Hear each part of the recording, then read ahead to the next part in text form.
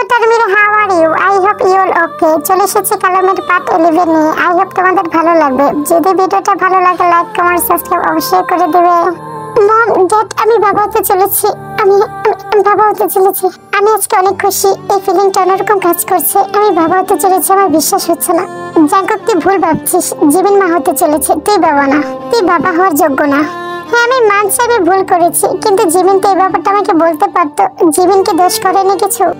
একদম জিমিনকে দোষারোপ করবি না। জিমিন কোনো দোষ করেনি। জিমিন যা করেছে ঠিক করেছে। সেদিনের পার্টির কথা তোর মনে নেই? হ্যাঁ ভাইয়া, তুই কি ড্যাডের বার্থডে পার্টির কথা ভুলে গেছিস? জিমিন কিন্তু সেদিন সব শুনেছে। সেদিন তুই ডাইরেক্ট বলেছিস জিমিনের গর্ভে কোনো বেবি চাস না। যদি হয় এমন, তাহলে তুই অ্যাবর্শন করে ফেলবি।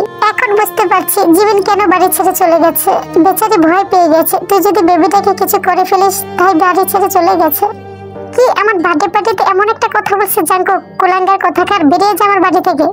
আরে মামি, এত কিছু বুঝি না। আমার লক্ষ্মী বৌমাকে নিয়ে আসো। ওর গর্ভে যে আমাদের বংশের প্রদীপ জ্বলছে। জাঙ্কুক, জিমিন আর বাচ্চাটা যদি কিছু হয়ে যায় না, তখন দেখিস আমি তোকে কি করি। জাঙ্কুককে সবাই অনেক কথা শোনায়। সেদিনের পর থেকে জাঙ্কুক পুরো ভেঙে পড়ে। অন্যদিকে জাঙ্কুক জানতে পারে রোজ একটা ছেলের সাথে পালিয়ে গেছে। কিন্তু জাঙ্কুকের মনে রোজকে নিয়ে বিন্দুমাত্র আফসোস নেই। শুধু আফসোস রয়ে গেছে জিমিনের জন্য।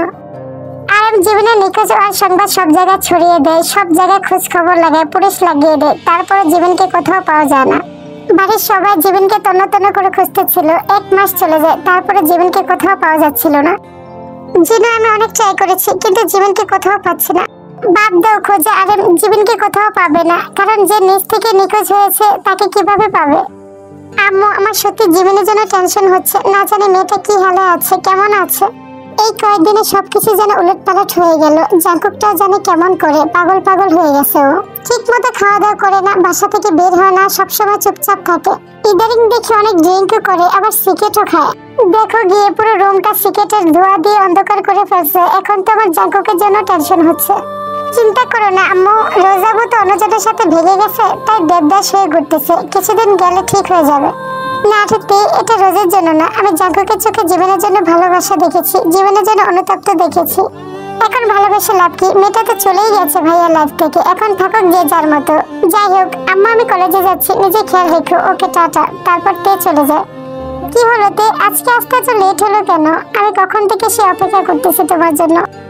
সরি সোগা, আম্মুর সাথে একটু কথা বলতেছিলাম, তাই লেট হয়ে গেছে। ইটস ওকে জান, তোমাকে সরি বলতে হবে না। জাঙ্কুক কেমন আছে এখন? ওর শরীরটা কেমন? জানি না, ভাইয়ার কথা আমাকে জিজ্ঞেস করবে না। জীবনের কোনো খোঁজ পেলে? আমি অনেক মানুষ লাগিয়েছি, অনেক খোঁজ লাগিয়েছি, কিন্তু জীবনের কোথাও খোঁজ পাইনি। আর পাবোই কি করে? যে নিজ থেকে লুকিয়ে আছে তাকে কিভাবে খুঁজবো বলো তো? জীবন কোথায় আড়াল হয়ে গেল? জানো সুগা, আমার জীবনের জন্য অনেক টেনশন হচ্ছে। তার উপর ও প্রেগনেন্ট। যদি কিছু হয়ে যায় তাহলে নিজেকে কখনো ক্ষমা করতে পারবো না। জীবনের জন্য আমার অনেক টেনশন হচ্ছে। মেয়েটাকে অনেক কষ্ট পেয়েছে, তাই হয়তো সবার থেকে লুকিয়ে বেড়াচ্ছে।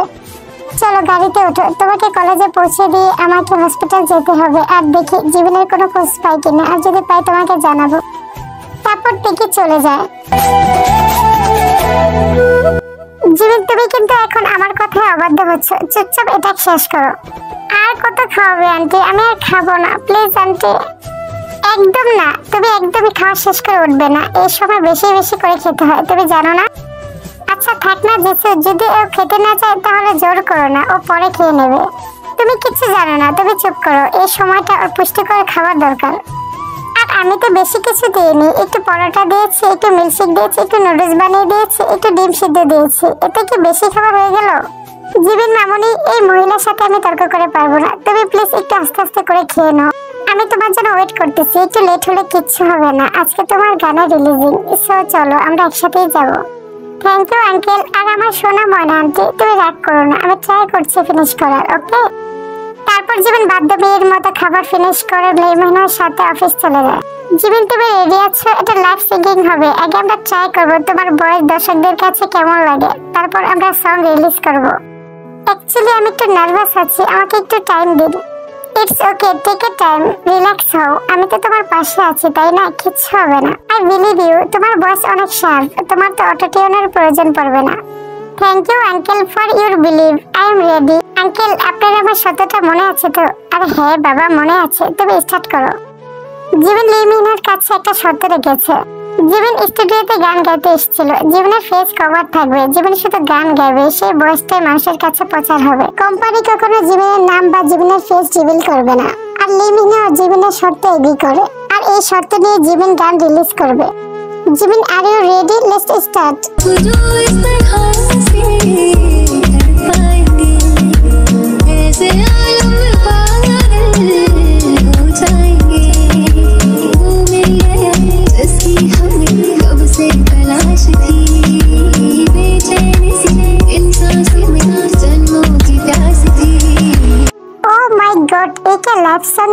অটোটিউন ছাড়া তুমি এত সুন্দর করে কিভাবে গান গাইতে পারো জীবন?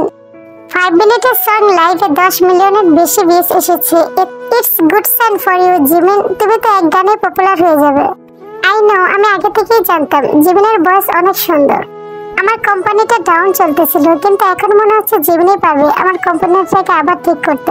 Thank you uncle for believe me, আমি ট্রাই করবো আপনার উম্মিদের উপর দাঁড়ানোর। অন্যদিকে জিন টিভিতে বসে নিউজ দেখতেছিল, তখনই হঠাৎ করে জীবনের গানটা চলে আসে। জীবনের বয়স শুনে জিনের এমন মনে হচ্ছিল যেমন বয়সটা চেনা চেনা লাগছে, কিন্তু জিন এত গুরুত্ব দেয় না, কারণ সিঙ্গারের নাম টিভিতে ব্ল্যাকই শো করাচ্ছিল।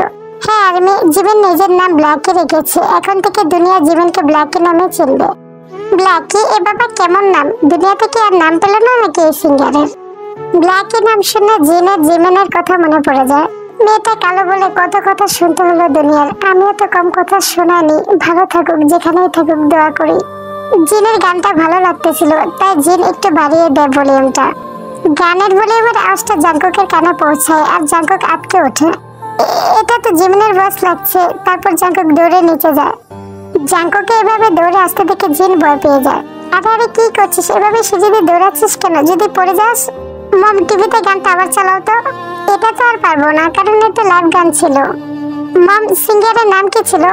সিঙ্গারের নামটা কি জানা ছিল? একটা অদ্ভুত নাম, ব্ল্যাকি নাকি টেলাকি। কিন্তু বুঝলাম না তুই এসব জেনে কি করবি? এতদিন পর রুম থেকে বের হলি, তাও আবার এই গানের জন্য। চেহারার কি হাল বানিয়েছিস? শেপ টেপ কি করবি না নাকি? মম, এসব বাদ দাও তো। আমার কেন জানি মনে হচ্ছিল এটা জীবন ছিল। হুবহুব জীবনের বয়সের সাথে মিল খায়। এতটা মিল কি করে হতে পারে? আমারও না এমন মনে হচ্ছিল জীবনের বয়সের মতো, কিন্তু নাম দেখে তো অবাক। দুনিয়াতে কি আর সিঙ্গারের নাম পেল নাকি? বেলাকি নাম রাখতে হলো, কি আজব নাম। জাঙ্কুকের কেন জানি সন্দেহ হচ্ছিল, তাই ফ্রেশ হয়ে বাইরে চলে যায়। হঠাৎ করে জাঙ্কুকের কি হয়ে গেল? এত অস্থির লাগছিল কেন? ওকে জীবনের কোনো গোছ পেল? জাঙ্কুক সোজা লিমহিনের কোম্পানিতে যায়। জীবন যে কোম্পানিতে গান গিয়েছিল, কোম্পানিতে ইনভেস্ট করবে বলে সেই কোম্পানিতে লিমহিনের সাথে একটা মিটিং করে। তারপর জাঙ্কুক নিউ সিঙ্গারদের দেখতে চায়, আর লিমহিনা সবাইকে দেখায়। এখানে কি সেই মেয়েটা আছে যে মেয়েটা সেদিন লাইভে সং করেছিল? না, এখানে সেই মেয়েটা নেই। কালই ওর গান রিলিজ হয়েছে। ও একটু বিজি আছে, একটু পরে চলে আসবে। ওকে, আমি তার জন্য ওয়েট করতেছি। সে আসলে আমার সাথে পরিচয় করিয়ে দেবেন। Okay mister Jeon. Jungkook new সিঙ্গারের জন্য প্রায় 1 ঘন্টা ধরে ওয়েট করতেছিল। জাঙ্কুকের মনে হচ্ছিল নিউ সিঙ্গার জীবনই হবে, তাই ধৈর্য ধরে বসেছিল। কিছুক্ষণ পর নিউ সিঙ্গারকে নিয়ে লিমহিনও আসে। I am sorry for late mister Jungkook, ওর একটু আসতে লেট হয়ে গেছে। এই হচ্ছে আমাদের নিউ সিঙ্গার যে কাল লাইভ গান গিয়েছিল, এই কথাই বলতেছিলাম। জাঙ্কুক খুব আগ্রহ নিয়ে মেয়েটার দিকে তাকায়। এই বুঝে জীবন তার সামনে আসলো। Hello sir. Hello sir, I am Blackie. উনি কি সত্যি সেই মেয়েটা যে মেয়েটা লাইভে গান গিয়েছিল? ওনার ভয়েসটা একটু আলাদা লাগছে। আসলে আমরা ভয়েসে একটু অটোটিউন ইউজ করেছি তো, তাই একটু শার্প লেগেছে। ও, বুঝতে পেরেছি। আমি ইনভেস্ট করবো আপনার কোম্পানিতে, সমস্যা নেই। আমি এখন আসি। তারপর যেতে চলে যায়। इस इश्क में क्या क्या होता है आशिक जाने या रब। জিমিন জাঙ্কুকে যাওয়ার পরে তাকিয়েছিল। লোকটাকে এমন কেন দেখাচ্ছিল? এত অগোছালো, কেমন শুকিয়ে গেছে। জিমিন, মিস্টার জিওন চলে গেছে, এখন ঘটনাটা কি আমাকে বলো তো। আঙ্কেল, এতদিন যার থেকে লুকিয়ে বেড়াচ্ছিলাম, এটা সেই।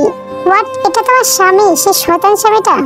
আঙ্কেল কি বলছেন এসব? উনি একটা ভালো মানুষ, উনি শয়তান কেন হতে যাবে?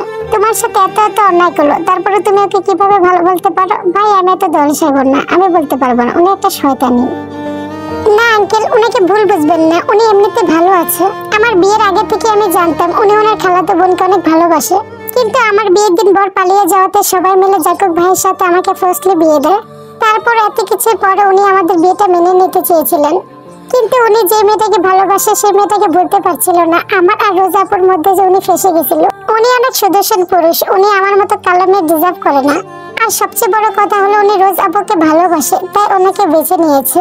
আমি ওনার লাইফে থাকলে ওনার সাথে সোসাইটিতে তালে তাল মিলিয়ে চলতে পারতাম না, কিন্তু হ্যাঁ রোজ আপুর সাথে পারবে। উনি রোজ আপুকে যে কোনো জায়গায় নিয়ে যেতে পারবে, কারণ রোজ আপুর সাথে ওনার মানায়, যেটা আমার সাথে ওনাকে মানায় না।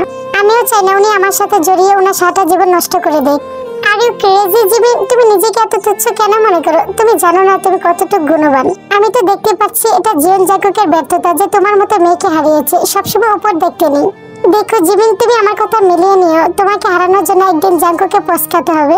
এমন করে প্লিজ আঙ্কেল বলবেন না। আমি চাই না ওনারা আমার কথা মনে পড়ুক। এতদিন হয়তো জাগক ভাইয়া রোজ আপুকে বিয়ে করে ফেলেছে। আমি চাই উনি ভালো থাকুক, সুখী থাকুক। জিমিন, আমাদের উপরেও একটা উপরওয়ালা আছে। তুমি ছেড়ে দিবে কিন্তু সে ছেড়ে দিবে না। দের আছে কিন্তু আন্ধার হবে না। তুমি দেখো এর জন্য একদিন ওকে পস্কাতে হবে। আর তুমি এই অবস্থায় একদম টেনশন করবেন না। আমি ওই জিনজাকুকে তোমার ছায়ার কাছে আসতে দেব না। যতটুকু সম্ভব তোমাকে লুকিয়ে রাখবো। Thank you uncle. এই কথায় কথা থ্যাংক ইউ বলো না তো। তুমি আমার মেয়ের মতো, তুমি আমাকে কথায় কথা থ্যাংক ইউ কেন বলো? আচ্ছা চলো এখন বাসায় চলো। আজকে অনেক কাজ করেছো, বাসায় গিয়ে শুধু রেস্ট করবে। দেন লিমিনা আর জিমিন বাসায় চলে যায় আর জাঙ্কুকের মনে একটা সন্দেহ রয়ে যায়।